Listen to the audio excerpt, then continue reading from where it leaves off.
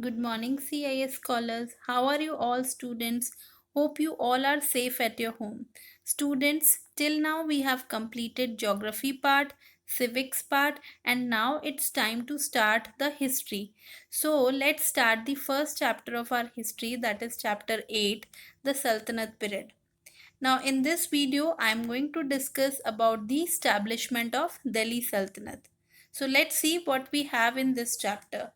But before starting this chapter, I just wanted to ask you or focus you on one point, that do you know that Delhi had always been an important center of power for many rulers. And in this chapter, we are going to study about these rulers and why they came to India. So let's see the first picture. Look at this picture. This is a picture of Mahmud of Ghazni. Okay, so let's talk about more. Who was he? He was Mahmud, ruler of Ghazni, which is now in Afghanistan. Okay, he was popularly known as Mahmud of Ghazni, and he was well known for defending his kingdom against attacks from other rulers of Central Asia. Now he attacked 17 times on India. Very important part. How many times? 17 times on India, where the first attack took place in 1001 CE, that is Common Era, and the last one in to 1026 CE. He attacked rich temples and towns for gold, and he uses all this wealth to fight his enemies and meet Ghazni, a splendid capital city. What is splendid? That is a good place. Okay, so he just wanted to use all the wealth of our country to fight his enemies and meet the Ghazni, a splendid capital city. Now let's see more about this. He made his 16th attack on the Somnath temple in 1025 just to plunder the gold. Okay, I think all of you know where the Somnath temple is.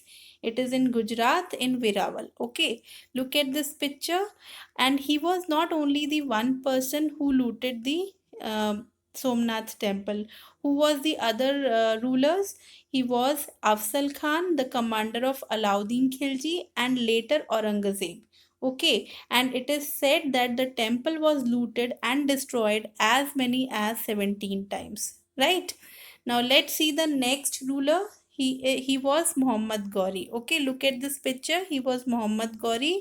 After Mahmud of Ghazni, the Indian subcontinent was attacked by Muhammad Ghori, who of the Ghor region. Okay, he was a Muslim ruler and his full name is Shahabuddin Muhammad Ghori.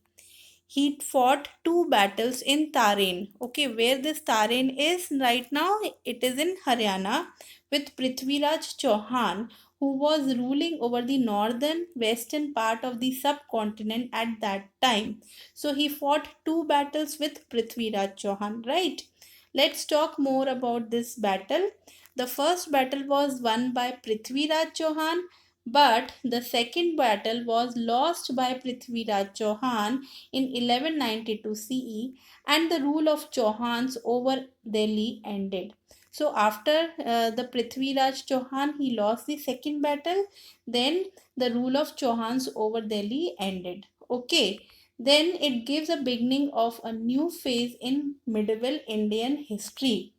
After the winning the second battle from Prithviraj Chauhan, the Muhammad Ghori returned to his kingdom and left all the affairs of Delhi to his trusted slave. Okay, slave means gulam. Okay, so he gave all the affairs of Delhi to his trusted slave. And what is the name of slave?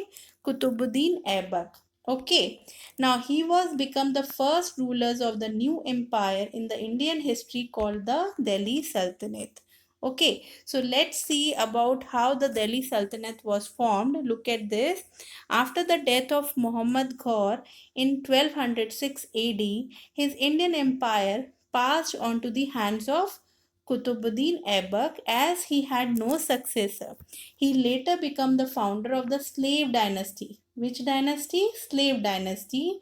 And the Delhi Sultanate was established by Qutbuddin Aibak in 1206 AD.